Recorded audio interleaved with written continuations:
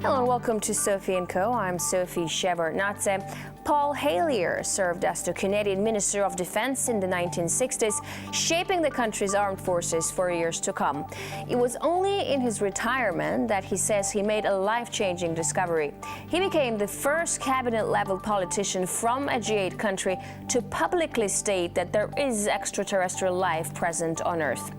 Is this an elaborate fantasy? Are aliens science fiction? Or is there something to claims of their existence? The Honourable Paul Hellyer, former Minister of Defence of Canada, and he believes that life forms from space exist and are present on Earth. It's great to have you with us on our show. Why do you say that UFOs are as real as the airplanes flying over our heads? Well, because I know that they are. They've been, as a matter of fact, they've been visiting our planet for thousands of years. And one of the cases that would interest you most, if you give me 2 or 3 minutes to answer, is during the Cold War, 1961, there were about 50 UFOs in formation flying south from Russia to across Europe.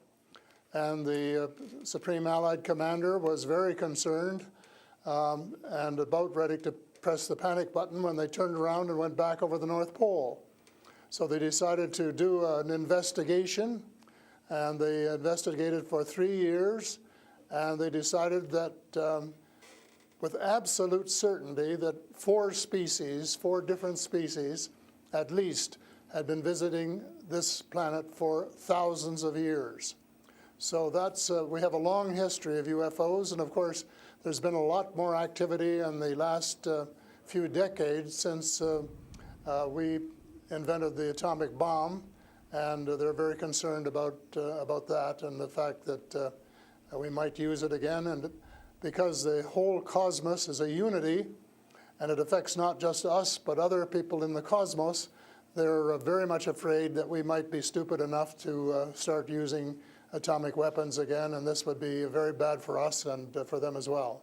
So no serious scientist has ever publicly confirmed evidence of an encounter with extraterrestrials. Why would scientists not confirm the facts if they exist? I'm afraid they must go out of their way not to find out. Because if they did, even 10% of the amount of research I've done in the last 8 years, they would be as convinced as I am. I mean, they could do it even faster. Might take them a little longer when they didn't have a military background, but there are so many wonderful books that tell these stories, and they've been authenticated. The sightings have been authenticated by more than one witness, and also by radar, and they have landed in various places around the world, including Russia. There's a famous case there. I can't remember the name of the place, but it was widely reported at the time. A man wrote a book about it, and then the French bought the book rights so that it wouldn't be circulated around. There's just so much evidence. If anybody will take the time off to do a little bit of research and study. But people just are, some people are interested and will take the time, and the others just say, oh, it's just fantasy. Mm-hmm. But since I've been public on this subject, I get, probably 3 or 4 emails a week from all over the world from people who have actually witnessed sightings. And some of them who have actually been on the ships, and some of them who have actually been transported to another planet. And so this information is not, it is top secret in a way that the governments aren't talking about it.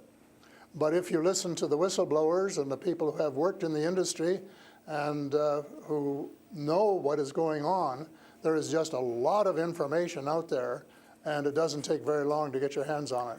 But see, the problem is that some people who report UFO sightings and alien abductions have been shown to make things up, and to make things up to be famous, to make money, or just for a prank. How do we tell fiction from a fact? Well, you have to spend a lot of time trying to find, we used to say, separating the wheat from the chaff, and it takes a lot of effort. When I was minister, I got sighting reports, and when we checked them out, about 80%, about 8 out of 10, were not real. There were sights of Venus or plasma or, a dozen other things. But there were 15 or 20% for which there was no explanation, and they were the genuine unidentified flying objects. These things go way back. One of the conferences I went to was in Las Vegas, was promoted by a chap who had written a book about crashes. And there were dozens and dozens and dozens of them, and many of them very, very well authenticated, so that it would be impossible to read all of that evidence and not to come to the conclusion that these vehicles were real. Have you ever had your own encounter with aliens? Not encounter with aliens, no. I have seen a UFO about 120 miles north of Toronto over Lake Muskoka, where I have a cottage. And 2 years ago, last Canadian Thanksgiving, which is October, my wife decided she wanted to go out and look at the stars. So I'm not much of a night man, but I put on my cap and went out with her. And she looked into the eastern sky and said, "There's a star." And I turned around the other way and I said, "Oh, there's a much brighter one over here." And she looked, and it was. And we watched it until our necks almost broke for about 20 minutes. And it was definitely a UFO, because it could change position in the sky by 3 or 4 degrees in 3 or 4 seconds. And I checked out, there were no satellites that could do that. The space station wasn't going by, and it isn't able to move that fast anyway. And there was no other explanation except that it was the real thing. And 2 days later, I went down in the dock, got a comfortable chair, and watched it came back almost to the same spot and entertained me for as long as I could take it. And then I went back to the cottage. But it was very interesting, because it would drop down in the sky, and then it would roar back up, and then it would shift across a few degrees and do a circle and come back at a speed, but just astronomical speeds. As you know, they travel very, very fast. So does it just look like a falling star that falls really quickly and then rises again? What does it look like? Well, it just looked like a star. It just looks like a star. Right. And I don't know if you're a person who has ever read the Bible or not, but I think the Star of Bethlehem is one of God's flying saucers. Mm-hmm. But you also tell me that people write you emails, 3 to 5 emails a week, and they've actually been abducted, or they have encounters with the aliens. Do they actually tell you what these aliens look like? I mean, everyone's interested. How would I know if I see an alien and if he abducts me? Well, the first question you have to ask is, how many species are there? And I used to think there were, between 2 and 12. And Apollo astronaut Edgar Mitchell, who came to Toronto a few years ago and had dinner with us, agreed that it was somewhere between 2 and 12. But the latest reports that I've been getting from various sources are that there are about 80 different species. And some of them look just like us, and they could walk down the street and you wouldn't know if you ran, walked past one. And they're what we call the Nordic blondes, and also the tall whites, who are actually working with the United States Air Force in Nevada. They're able to get away with that. They had a couple of their ladies dressed as nuns went into Las Vegas to shop, and they weren't detected. And I have a friend who saw one of the men walking along the street, and somebody who would recognize that they were different, and he did. So there are those kind, and then there are the short grays, as they're called, and they're the ones that you see in most of the cartoons. Have very, very slim arms and legs, and they're very short, just a little over 5 feet, and they have a great big torso and a great big head and great big brown eyes. But they're different species, so you have to know that they're different species, and it's and know that they're all different. Mm-hmm. So if you saw the short gray if you saw the short grays, you'd certainly know that there was something up that you'd never seen before. But if you saw one of the Nordic blondes, well, you'd probably say, oh, I wonder if she's from Denmark or somewhere, you know. So this species that you're describing, are they all different in terms of nice and mean? Are some of them nice and benevolent? Are others nasty? Or how are they? Are they good to people on Earth, or are they here to harm them? Well, it's a difficult question to answer because they have different agendas. And maybe all of us on Earth should have the same agenda, but you couldn't say maybe that Russia and China and the United States all had the same agenda at every turn, because they don't. And I would say that nearly all are benign, they're benevolent, they want to help us. There may be one or two species which do not. And that's one of the things I'm investigating at the moment, is to see who they are and what they're up to and what their agendas really are. All right, we're talking to Paul Hellyer, former Canadian Minister of Defense, who says extraterrestrial life forms exist and are present on Earth. We'll talk more about what they are and why they're here after a short break. Stay with us. And we're back with Paul Hellyer, former Canadian Minister of Defense, to talk about extraterrestrial life forms. Great to have you back. So these extraterrestrial creatures, where did they come from and how did they get here to Earth? They come from various places. For a long while, I only knew about ones who came from different star systems. The Pleiades and Reta Reticula and several other star systems. But in the last few months, I have met people who have made me aware of that there are some in our star system, and that there are actually extraterrestrials who live on a planet called Andromeda, which is one of the moons of Saturn, and that there are others on Venus and some on Mars, and that they may be interacting between themselves. I suspect that they are, because there is what is called a federation of these people, and they have rules. For example, one of the rules is that they don't interfere in our affairs unless they're invited to. And that's one of the reasons probably that we haven't seen more of them until very recently. And so but what do you mean? There are a lot of people who want to interact with them. There are a lot of people who actually want to see them and know who they are. What, they need a special invitation to interact with us? What does it mean? They don't want to interfere into our affairs. Well, they don't want to tell us how to run our affairs. They have accepted the fact this is our planet and that we have the right to run it. But they're very, very concerned. They don't think we're good stewards of our planet. We're not. We're clear-cutting our forests, and we're polluting our rivers and our lakes, and we're dumping sewage in the oceans, and we're doing all sorts of things which are not what good stewards of their homes should be doing. And they don't like that, and they've made it very clear. And as a matter of fact, they have given us a warning. How? And this has come from more than one source. How have they made it clear? What have they done?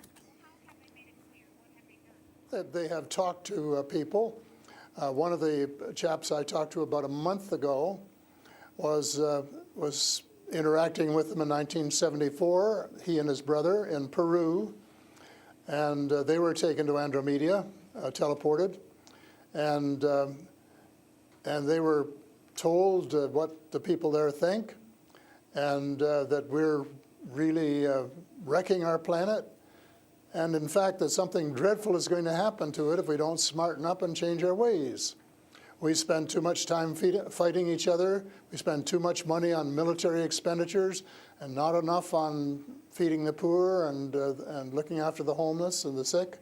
And that we are polluting our waters and our air, and that we're playing around with these exotic weapons, thermonuclear weapons and atomic weapons, which have such a devastating effect both on our Earth and on other areas in the cosmos. And they don't like that. And that's the reason they would like to work with us to teach us better ways, but only, I think, with our consent.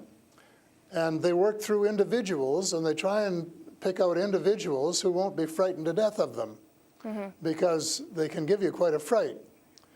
One of the cases I'm familiar with was the tall whites in Nevada, where the United States Airmen working with them, were just frightened to death of them.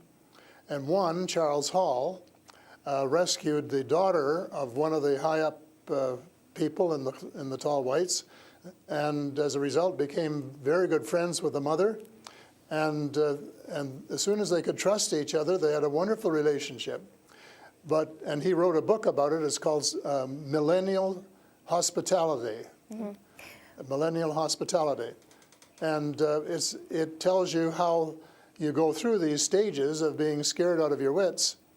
But then when you establish a trust and a working relationship, why you can have the same relationship, same kind of relationship that you would have with someone here on Earth. But here's what I'm thinking. If you're outing their presence, which is clearly not what they want since they're hiding, why aren't they so afraid of, why aren't you afraid of repercussions?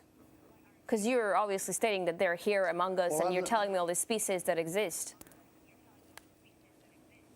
They are here among us, and I'm not afraid because in most cases, as far as technology is concerned, they're light years ahead of us, and we have learned a lot of things from them. A lot of the things that we use today, we got from them,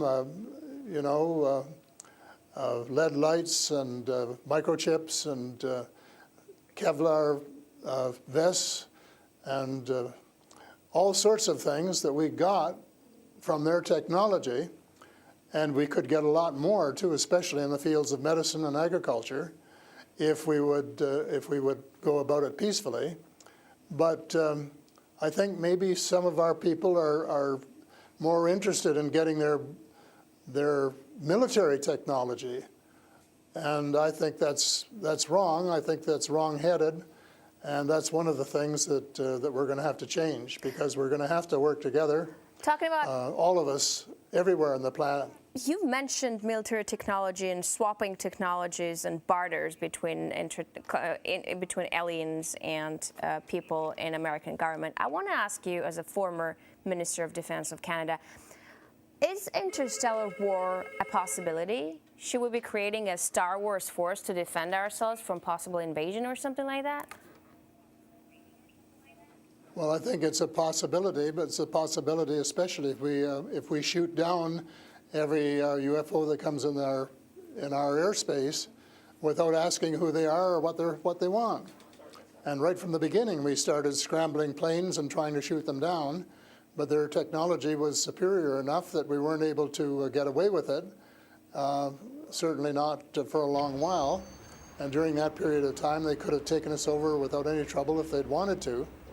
So I think we have to, rather than develop our own Star Wars, for Earth Star Wars, to protect ourselves against them, that we should work with the benign species, who are the vast majority, and work together and rely largely on them, of course, and cooperate so that we would be contributing something at the same time. But I don't think there's any point in us developing a galactic force that would tempt us to go out on our own and get into mischief, which is one of the things I think some of them are concerned about. But what do you expect to happen if people start to believe in alien existence on Earth? Because things are definitely going to change. Our lives aren't going to be the same anymore. Well, I hope that's the case. I hope that's the case, and I'm all for full disclosure, and I'm going to push very hard for full disclosure in the book I'm writing, and to give some reasons for it, things that we really have to know and have a right to know, and that our future as a species, and here I mean all of the species in the world, are potentially at risk if we don't figure out what's going on and work together to try and make life more amenable for all of us, and to work with our neighbors from other planets as well. But still, like, I'm thinking to myself, if they've been here for such a long time, as you say, and they're interested in helping humanity, as you say, why is our world such a mess? I mean, if you want to help someone, you just help someone. You don't wait that someone to invite you to help that someone, no? Well, I don't, you know, it's something that I think parents can sometimes say to their children, this is what you should do. But that doesn't mean the children are going to do it, does it? Because the cosmos is based on free choice. And we're given the option of making mistakes, of making wrong choices. And I guess what bothers some of us is we've made too many wrong choices and not enough right choices. So we're going to have to start switching our priorities and stop spending so much time and effort and weapons to kill each other or to dominate each other, and spending a lot more time on how to help each other to have a better life and a more just society, and a life which is healthier and where the health care is better, and where the food distribution is better, and where the air is cleaner and the water is cleaner, and all of those things that are waiting to be done if we just get together and row, as we say, rowboat, row in the right direction, the same direction. And it's possible, but it's a tall order, and so far we haven't done it. My thesis will be that we have to do it, and we have to start doing it right away. Thank you so much for this interesting interview and insight on extraterrestrial life. That was Paul Hellyer, former Canadian Minister of Defense, who says aliens exist and live among us on Earth. That's all the time we have for today. I will see you in the next edition of Sophie & Co.